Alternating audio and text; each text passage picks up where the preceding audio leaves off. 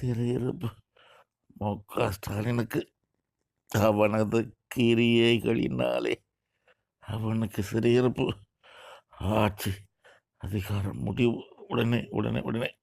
சிறையிருப்பு ஒருவனுக்கு மு.க. ஸ்டாலினுக்கு சிறையிருப்பு மு.க. ஸ்டாலின் ஜார்ஜ் கடவுள் சொல்லிட்டார். சிறையிருப்பு ஒருவனுக்கு சிறையிருப்பு மு.க. ஸ்டாலினுக்கு சிறைக்கு மு.க. ஸ்டாலின் செல்வார். அவனது கிரியைகளினாலே அவனுக்கு சிறையிருப்பு. அவர் செய்த கிரியைகள் செயல்பாடுகள். ஊழல் செய்தாரா தெரியாது, செஞ்சிருக்கிறாரு. கடவுள் சொல்றாரு. படுத்தான லஞ்சம் வாங்கியிருக்கிறாரு சொல்றாரு.